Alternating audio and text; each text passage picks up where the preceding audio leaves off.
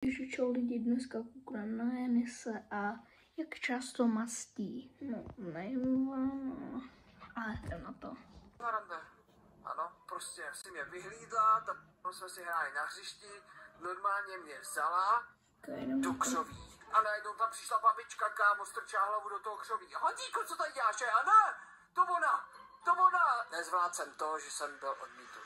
Tak jo, uši, Nelča, naše milovaná Valentínka, nebo Nelly Vali, nebo naše malý koťátko, naše roztomilá holčička, naše doporučovatelka velkých dyl, brdění viny, poradkyně s problémama a teda říkala, že neustále, už asi rok v kuse reagujeme na její videa.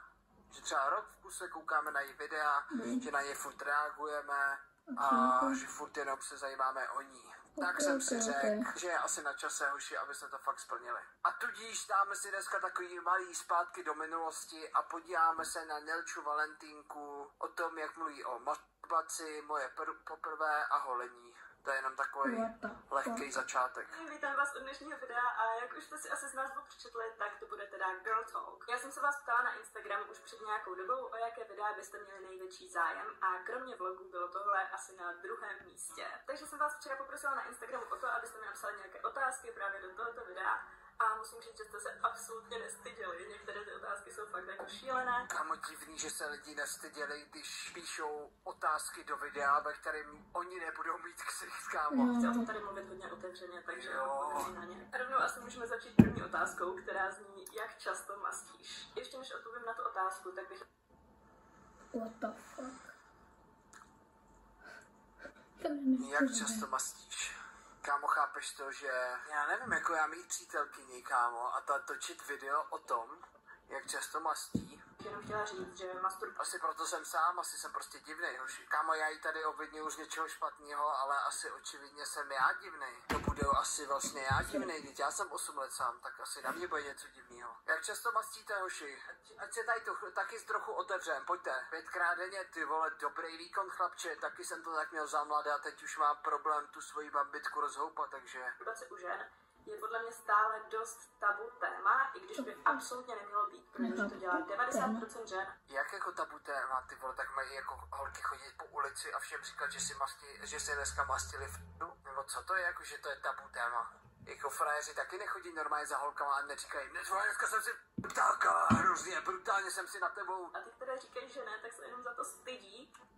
To je pravda, já to říkám taky do A to je právě špatně. Z nějakého důvodu se tohle téma prostě u žen nerozebírá tolik jako třeba u kluků. A řekla bych, že potom právě často vzniká to, že kvůli tomu se za to ženy často stydí, anebo si připadají, že to není jako normální, přitom naprosto je. Kámo, prosím vás, je nějaká ženská, chtěl bych, jestli je tady nějaká holka. Máme tady nějakou holku, prosím? Prosím, přihlaš se mi, jestli tady je nějaká slečna. Ty jsi holka, vole, ale jenom v hlavě si myslíš, že jsi buchta. Ty dneska tady žádná buchta není, Oni sem dřív občas chodili holky, vole, ale vy, protože jste starý uchylové, tak jste je vyhnali, to je celý. Sem dřív, kámo, holky chodili, ale jako víš, jako že mi nepřijde, že by se holky nějak styděly za to, že matujou, nebo... Já nevím, já zase žiju v blbý bublině a jako samozřejmě holky se o tom nebaví, nepřijde za mnou nějaká holka a neřekne mi, ty vole, dneska jsem si fakt dobře vymstila. Byla to bomba. A je to dokonce i zdravé, nebo jako nevím, říká se to, takže děláme to skoro všichni a fakt se nemáte za co stydět. A jak často? Ty vole, hoši, tak my to děláme všichni. Díky bohu. To si teda dělám dobře a to hodně záleží. Mám období, kde je to opravdu každý den, potom třeba 2 týdny vůbec nic. Myslím si, že u žen tohle hodně souvisí s tím menstruačním cyklem, protože že máme nějaké fáze, ovulační, menstruační a tak dále. A v určitých těch fázích tohle vyžadujeme víc, a v některých fázích zase na to vůbec nemáme chuť. A taky teď je to samozřejmě trošku jinak tím, že mám přítele a bydlím s ním, takže nemám tak zapotřebí se uspokojovat sama. Každopádně říkám, že se to neděje, kolikrát on je třeba v práci, já teďka pracuji z domu a někdy mě to prostě chytne a nechci se mi čekat dalších 7 hodin na to, než on se vrátí. Stále se držíme tématu a druhá otázka je, kdy jsi poprvé mastila a kde. Nikdy bych neřekla, že tady tento příběh... Kámo, já si tenhle příběh si hoši pamatuju. To mi přijde hodně crazy. Budu vyprávět někde veřejně, ale doporučuji vám, abyste si na to sedli. Pamatujete si, jak jsme chodili do školky a vždycky po obědě tam byla taková ta pauza na to, abyste si lehli a spali? Jako ve školce? Já jsem nespala. Upřímně svoje dětství mám dost takové rozmazané, takže si nepamatuju úplně přesně, jak to bylo, nebo ve školce si ty učitelky tam a tak, ale nebo kde? Tahle vzpomínka mi prostě uškvěla v hlavě. A prosím vás, abyste si nemysleli, že jsem si tam ve 4 letech někdy ve školce prostě strkala dovnitř prsty, tak to vůbec. A spíš to bylo o tom, že jsem tak nějak objevovala to svoje tělo. Já jsem ani nevěděla v tu dobu, že je to něco... Kámo, jak můžeš objevovat tělo ve školce? Kámo, já svoje tělo neobjevil doteď. Je mi 26 let a doteď jsem ho neobjevil celý. Furt prozkoumávám nějaký záhyby, hledám body G, body X a takovýhle. A frajerka toho měla prozkoumaný už v 6 letech. Jako špatného, i když jako není, ale... Asi není normální, abyste to dělali tak brzo. Ale já jsem to v tu dobu brala fakt jako, já nevím, takovou masu. Dobrý, tak naštěstí to řekla, tak se omlouvám, předtím jsem řekl, že jí to nějak nepřišlo divný, ale naštěstí tady řekla, že to asi není normální. Masáž, já jsem ani nevěděla, že to je něco, za co bych se měla stydět, nebo co bych neměla dělat před ostatníma. Dělala jsem to prostě proto, že mi to bylo příjemné. Já jsem nevěděla, že se jedná o nějaké zakázané místa a tak dále. A ono to ani nebylo nic extrémního. Zakázané. Jsem se jenom pestíkama přijížděla prostě nějak po okolí a bylo mi to příjemné, nebo jsem si dala takové jako deku mezi nohy a různě jsem se tak jako hýbala a vyvíjelo to takový příjemný tlak. Kámo, to je strašidelný. To je strašidelný, kámo. Si představ, že jsi ta paní vychovatelka, co hlídá ve školce, víš? A ty tam jdeš, ty tam procházíš ty postýlky a ty tam vidíš malý dítě dělat tohle. To nevím, co bych dělal. Je až moc upřímná, no. Někdy by bylo lepší být asi potichu, ty vole. Ale nechci do toho kecat, jako. Nevím. Vždycky, když tohle někomu vykládám, tak mě strašně baví reakce těch lidí, protože takhle zpětně si uvědomuji, že to bylo fakt jako divný. A já, kdybych měla třeba dceru a moje dcera by tady s tímhle začala tak brzo, tak já nevím, co bych dělala. Ale občas se to prostě stane a teďka zpětně to beru už jenom jako takovou vtipnou historku. Jak občas se to prostě stane. Kámo, to mě jenom straší. A upřímně pochybuju, že si to někdo z té školky vůbec pamatuje, jestli to vůbec ti lidi zaznamenali, to já fakt... Ty vole, jestli to zaznamenali, tak mají trauma doteď, jako nedokážu si představit, ty vole, že jsem ve školce, že tam chodím jako vychovatelka mezi těma postýlkama a tam se ty vole... To není možný. To je šílený. Já si pamatuju, když jsem chodil do školky, hele, ty děti ve školce jsou uchylní, prostě dělají kraviny, takovýhle. Pamatuju si ve školce, kolik mi mohlo být? Nevím, třeba 6, nevím, fakt nevím, nechci kecat. Prostě ve školce, kámo, malý pivo, malý honcík, ve školce, kámo, venku v létě, prostě klasicky jdete na zahradu ve školce, tam byly takový altánky a jedna holka mě normálně vzala a já nechtěl, kámo, já přísahám, já jsem to nechtěl. Já to nechtěl. Ona mě normálně vzala deky, zaházela ten altánek, přilíkla se a teď mi ji ukázala. A já si přesně nepamatuju jako to, ale myslím si, že jsem jenom koukal. Ale mám to v hlavě, myslím si, že jsem jenom koukal na to a jako nic jsem nedělal, jakože ona chtěla vidět mýho pindíka, tak jsem možná taky ukázal pindíka, tak tohle je normální, to prostě děti dělají, kámo. Normálně si ukazují takovýhle ty svoje přednosti. Ale jako, že by se něco dělo, že bych něco dělal, nebo sobě dělal, nebo někdo tam někomu dělal něco, ty vole, to jsem teda neslyšel ještě. A nebo si pamatuju, byl jsem v letě u babičky a tam taky nějaká holka. Prostě si mě vyhlídla, tam jsme si hráli na hřišti, normálně mě vzala do křoví. To si pamatuju, to mám v paměti, kámo, zámě do křoví, tam se slíká, jako úplně, a já jsem tam jenom stál, zaražený, kámo, byl jsem z toho úplně jako v prdeli a najednou tam přišla babička, kámo, strčila hlavu do toho křoví. Honzíku, co tady děláš? A ne, to ona. A začala, hned jsem jí napráskal, že to ona. A odvedla mě domů. odvedla mě domů a s tou holkou jsme se bohužel nikdy nepotkali. Pokud na to koukáš, rád bych se ještě s tebou viděl. Nebudu lhát, několik let potom jsem nad tím přemýšlela téměř denně, že to bylo strašně trapné a že co si o mě asi ti lidi tehdy mysleli, jako ti dospělí, jo, ty učitelky, že to muselo být jasné, jako co dělám, ale upřímně jako... No fakt si představ, že jsi prostě ta učitelka, jako co jí hlídá a tam ti dítě, kámo, já nevím, co bych měl dělat. Ty vole, asi přemýšlím, že uděláme boy talk, no? No one cares. Jak na dobrý. Já vůbec nemám zkušenosti s tolika muži, abych na tuhle otázku mohla nějak odpovědět a dávat vám tady nějaké tipy. Každopádně, i kdybych měla, tak si myslím, že je to opravdu hodně individuální a že záleží na tom konkrétním chlapu. Já už jsem si myslel, že řekne jako, že už je to takový moc o tom mluvit, ale asi ne. Asi to není, tady není nic moc. Chlapovi. Protože 100 lidí 100 chutí a to, co se líbí někomu, se absolutně nemusí líbit tomu druhému. Někdo to má rád třeba tvrdší, někdo to má rád, když tam zapojíte i ruku, někdo zase ne a tak dále. Ale kdybych vám jak to máte rádi vy, hoši? Který by platil na všechny, tak samozřejmě žádné zuby a hodně slin. A potom zbytek...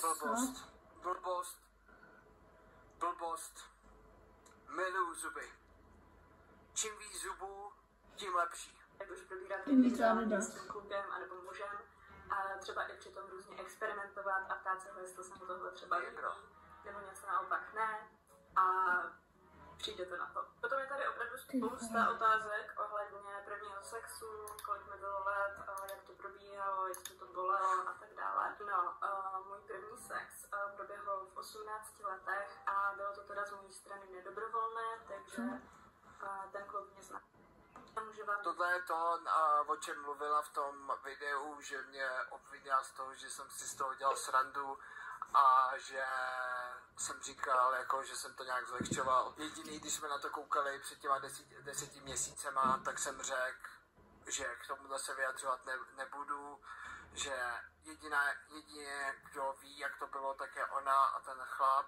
Samozřejmě, jestli se něco stalo takovýhleho, tak je to největší dno. A to je mi samozřejmě líto, protože není větší nechuťárna než ženskou nebo ženskou. Jestli tohle nějaký frajer prostě udělá, tak je největší odpad. A takovýmu frajerovi bych v Robloxu šlapal celý den na hlavu. K tomuhle jsem řekl jenom, že je spoustu případů ve světě, kdy holky si nějaký takový to přesně jsem říkal. Neříkám, že je to tenhle případ, jenom jsem, jak jsme se o tom bavili, řešili jsme to tady, tak jsem říkal, že je strašně moc případů, kdy nějaký ženský si to vymyslej, proto aby třeba ublížili tomu chlapovi, protože se na něj vyspal nebo něco takového podobného. Jak ještě jednou zdůraznuju, neříkám, že je to tenhle případ. Já už jsem říkal, že právě k tomuhle nic vůbec říkat nebudu, protože nikdo z nás tady neví, jak to bylo.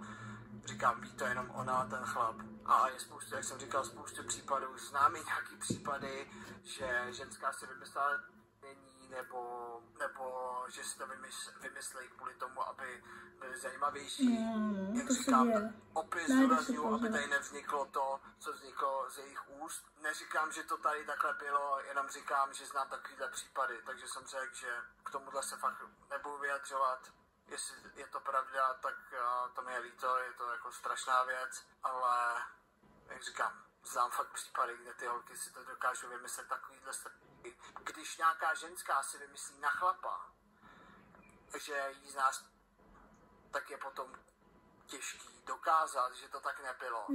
A toho frajera mu to dokáže zničit doslova celý život. Jakože... Asi jasné, že tím pádem to bolelo opravdu hodně, protože jednak to bylo moje poprvé, ale taky já jsem to nechtěla, takže jsem nebyla vůbec uvolněná a to je ten největší problém podle mě u toho prvního sexu, že nejste uvolněné a potom jste jakoby užší a tím pádem vás všechno bolí o dost víc. Já jsem potom teda nějakou dobu myslela, že už s nikým spát nebudu, anebo pokud jo, tak maximálně jenom s holkou, protože to pro mě bylo fakt jako dost traumatizující a už jsem to nechtěla zažít znovu. No potom ale do mého života přišel Kuba, což je můj nejnější přítel, jestli nevíte, a už jsme spolu nějaké 2 roky. No a první sex s Kubou už potom proběhlo o dost lépe, i když to taky nebylo úplně jednoduché, protože jsem měla z toho nějaký posttraumatický syndrom A potom vlastně, i když to Kuba dělal, i když byl jako strašně citlivý a na všechno se mě neustále ptal a chtěl, abych se cítila příjemně, tak stejně jsem v jeden moment místo něj, místo Kuby, jsem viděla toho muže, který mi to udělal tak dál. A strašně jsem se to rozbrečela a... Jak říkám, tohle si se jí stalo, je to strašný a chápu, že ty holky pak mají nějaký úplně posttrauma a jsou z toho takže to je samozřejmě strašný a jestli ty vole, tady je někdo nějaký, jestli na to vůbec třeba kouká nějaký frajer, který tohle někdy udělal, což doufám, že ne, že takové nějaký koště na mě nekouká, tak jsi fakt no. Tak začala jsem se jako klepat a fakt jsem jako... nebyla OK. Každopádně tohle se stalo jenom při našem prvním styku s Kubou a potom už v té době to všechno bylo v pohodě, protože já jsem to zažila s ním a věděla jsem, že nemám čeho bát u něj a že on mi neublíží a že opravdu se mě jako ptal neustále, jestli mi je všechno komfortní, jestli mě něco nebolí.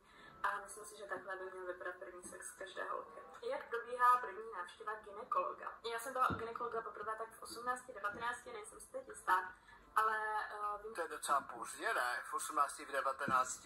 Vím, že spoustu holek začíná chodit už hned od 15 a podle mě to není úplně tak zapotřebí. A pokud se to jako bolíte, tak můžete klidně počkat až na tu dobu, kdy budete mít první sex a potom třeba začít... No jako vlastně to je pravda s prvním sexem, no. S prvním sexem se tam pak musí určitě. Když jsem měl až 19 sex, 18, tak asi v pořádku, no. Tak říkám, já se jenom zajímám, já jsem zvědavý, já nevím. Jako opravdu dobré v rámci té prevence. Každopádně pokud se na to necítíte a s někým ještě nespíte, tak 15 jako to podle mě řešit úplně nemusíte, pokud nemáte teda jiné problémy třeba s menstruací nebo něčím podobným. A probíhá to vlastně tak, že vy tam dojdete za tím doktorem a nebo doktorkou, ta se vás ptá na nějaké otázky, potom vás pošle buď to do nějaké koupelny, anebo za nějaký závěs, kde se buď to vyslečete úplně, anebo si vyslečete jenom kalhotky, pokud máte sukni. Tyba za tohle fakt cením ženský. Jakože já se nedokážu představit, že jsem holka a jdu ke gynekologi a musím se tam před nima vyslíknout jako do naha a frajer, vole, mi tam rozevře nohy a takhle mi tam kouká, ty vole. Což by the way mega doporučuji, já vždycky chodím ke gynekologovi v létě anebo na jaře, kdy není taková zima a můžu si tím pádem vzít sukni a potom mi stačí, abych si fakt vyslékla jenom ty kalhotky a já si nepřipadám potom tak nahá a je mi to takové o dost jako komfortnější. Potom se tam vrátíte, sednete si na to jejich takové sedátko, které vypadá trošku jako děsivě, ale není se čeho bát. Sedíte tak jako vyvýšeně a máte prostě roztažené ty nohy úplně do stran, ale to je prostě zapotřebí. Co je pravda na tom, že si Nele Valentýně psal 2 roky dozadu, jsou to asi 3 nebo 4 roky dozadu, že chceš na rande, pochopím sarkastiku, ale přišlo mi to real, co tam skryjí, možná jsem idiot, já že to nechápu, díky případně za vysvětlení. Chtěl jsem na rande, ano. Chtěl jsem na rande. Hele, kdo k této tematice už se nějak nebudu vyjadřovat, viděl jsem o tom video, teď je to na YouTube, ohledně těch zpráv a podobných věcí, tam je to celé vysvětlení, takže to tady nemusíme řešit, ale je to pravda, že prostě jsem chtěl na rande a že jsem byl ublížený, že jsem mnou nechtěl na rande, tak proto jsem se takhle nějak bránil. Ano, nejsem na to pyšnej, prostě měl jsem to ještě zafixovaný ze školky, co se rádo mívá, to se rádo lívá. A prostě nezvládl jsem to, že jsem byl odmítnut. Aby oni tam jako viděli. No a pak do vás začnou strkat různé věci a já jsem vždycky tak vystresovaná, že ani nevnímám, co do mě dávají. Ale vím, že tam bývá nějaká sonda nebo něco takového. To je sonda. Taková věcička, která je ale možná... To je to, co zavádějí ufoni. Sonda. Možná menší, já vás nechci děsit, každopádně nedávají to do mě ani celé.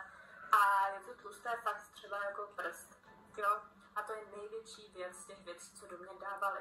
Tak tam jsou nějaké zrcátka a nějaký výtěr vám jenom udělají jako zevnitřka. A sami, že pokud jdete na to první vyšetření, fakt třeba jako v těch 15 a ještě jste neměli sex, jste panna, tak se mi zdá, že do vás ani nic strkat jako nebudou a že se na to jenom podívají. Možná maximálně tam strčí nějaké zrcátko nebo něco. Ale říkám, nechci kecat. Každopádně není se čeho bát. Já vím, že... Je tady Cookies, hoši, je tady Cookies, pozdravte Cookiese, konečně je tady něco zábavného. Kde je Cookies, protože já jsem ten člověk, který vždycky, když mám nějaký takový termín, tak tam stresuju už měsíc dopředu, ale ve finále ono to trvá tak 5 dnů. Jak říkám, ty vole, já být holka, tak si myslím, že bych nezvládl chodit na gindu. Okay. Jako přijít někam, kámo, a tady, hele, slíkni se, já se ti podívám dovnitř. Představte si jako chlap, že by si někam šel a frajer, ale to, tady si vlez na 4, já se ti podívám do prde. 10 minut, ale je to jako celá návštěva té doktorky nebo doktora. Rozhodně to není tak, že by se ve vás někdo 10 minut v kuse hrabal. To hrabání zpravidla trvá fakt jenom pár vteřin, maximálně třeba... Sem bych to nedal, nezvlád bych to. Ale to u mě to trvá ještě díl, protože já právě nejsem schopná se u toho uvolnit. Protože to funguje samozřejmě stejně jako u toho prvního sexu. Čím víc budete uvolněné, Vládne vládě, vydržte. míň vás to bude bolet, tím míň vám to bude nepříjemné a tak dále. Proto je hodně důležité si fakt dobrého doktora anebo doktorku. Radši doktorku, ty vole, než doktora. Jako já bych to, kdyby byl holka, kámo, tak. Nebo mamka, sestra. Ty vole, jak vám řeknu, když mě maminka rodila, pan doktor se jmenoval, ten, co mě vytáhl z maminčinýho lůna, byl pán jménem Pipka.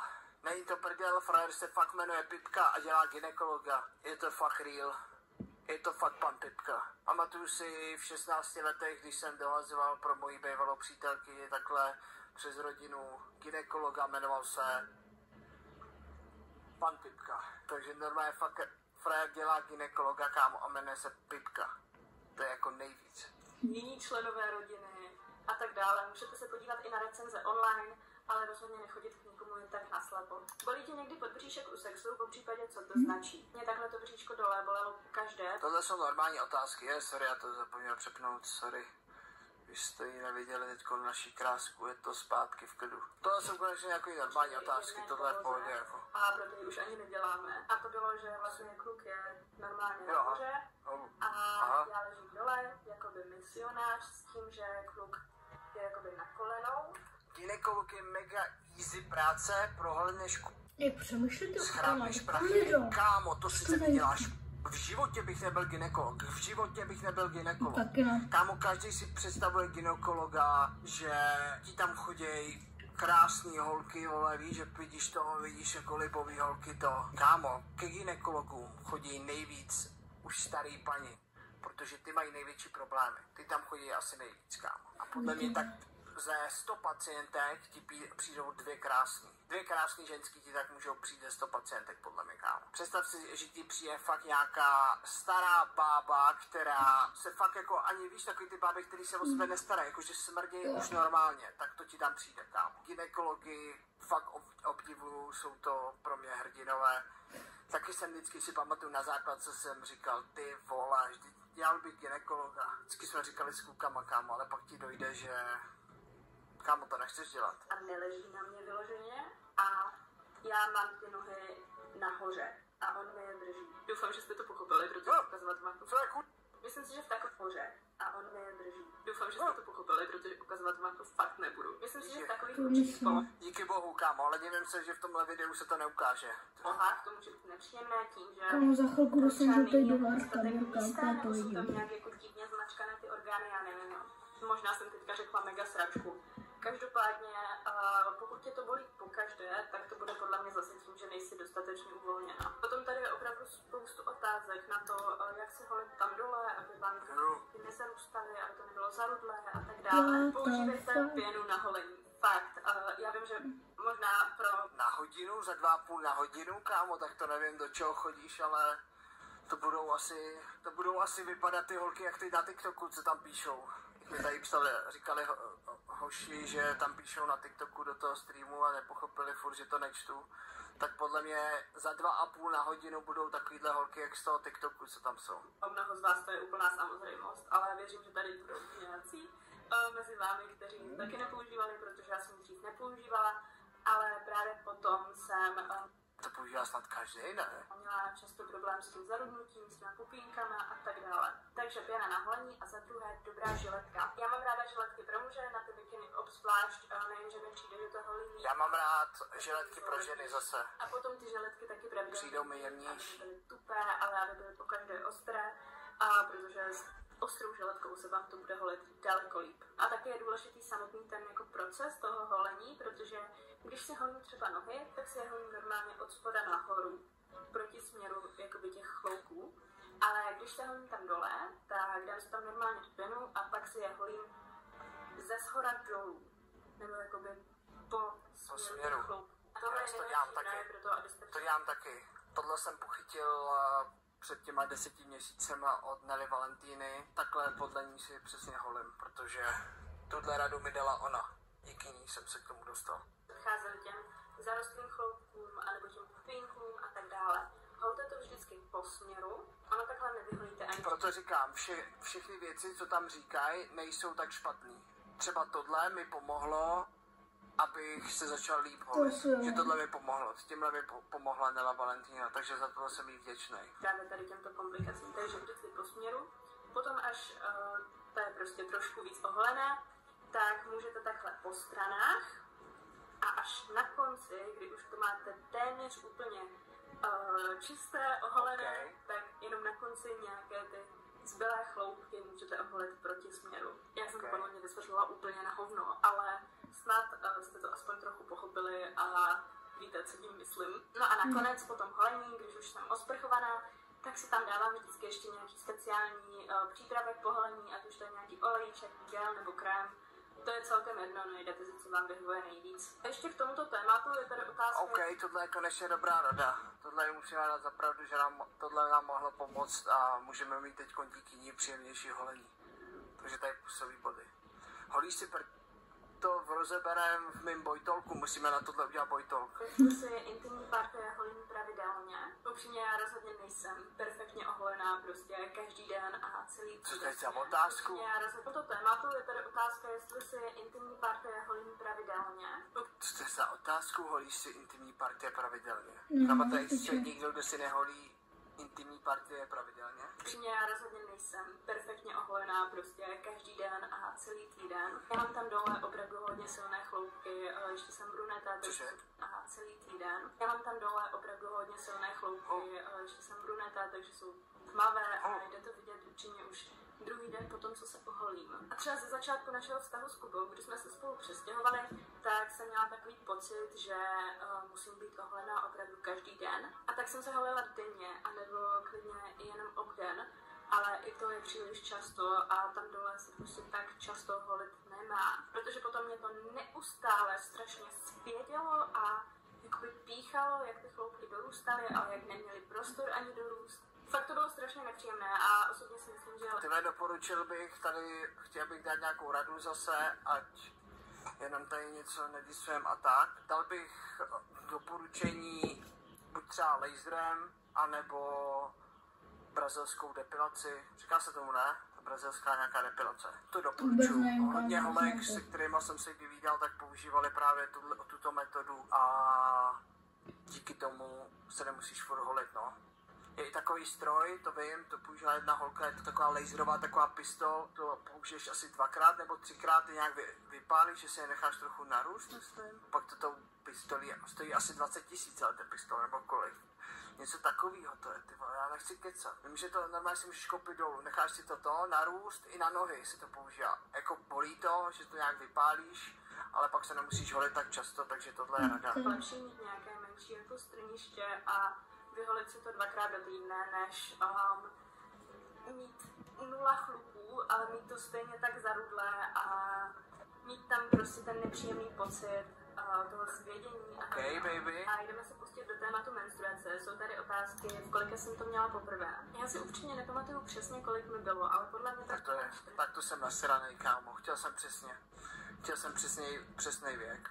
15, 13, ale vím, že to bylo nějak na Vánoce anebo na narozeniny. Já to mám totiž oboje hned nějak u sebe ale vím, že to bylo právě v nějaké takové příležitosti, že jsem si říkala, že jako ty vole, to je fakt dobrý dárek. Protekla si někdy hodně na veřejnosti, jaká byla tvoje reakce a co si udělala? Mně se několikrát stalo na Gimplu, že jsem jako protekla, ale protože jsem neměla na sobě žádné menstruační pomůcky, jelikož jsem třeba ráno vstala. Kámo, to musí být taky strašný, jakože to musí být hrozný. Jak říkám, kámo, být holka, nezvládnu gynekologickou prohlídku. A tohle, kdyby se mi někde stalo na veřejnosti, tak se Já si pamatuju, že jsem měl přítelkyni dřív na střední a pamatuju si, že se jí to stalo a ona měla bílý džíny, hoši. Bílý džíny. Tyhle, to bych nezvládl jako holka. Takže za tohle fakt jako holky obdivuju, jak říkám, tyhle, ke gynekologovi bych nezvládl jít, vole, abych se někde slíknul a tam roztáhnul. To bych se poslal jako protýs někde na veřejnosti, ještě třeba, když máš bílý džíny, kámo. Forget everything you knew about war. Ty vole, to mi bylo líto, jako. Ještě jsem to nedostala, ale pak jsem to dostala v průběhu dne a nebyla jsem připravená. Řešila jsem to tak, že jsem vždycky utíkala na záchod a tam jsem si kolem kalhotek obmotala strašně moc toaletního papíru a aby aspoň jako chvíli vydržela. A vždycky jsem si říkala, že jako no, tak to jsem fakt tupá, můžu si za to sama. Příště si ty vložky zbalím do aktovky nebo do kabelky a budu to nosit prostě pokaždé sebou, aby se tohle nestalo. A nikdy jsem se to nezbalila a stalo se mi to potom ještě asi 10krát. Dále jste se ptali, jestli beru hormonální antikoncepci, anebo jestli s ní mám nějaké zkušenosti.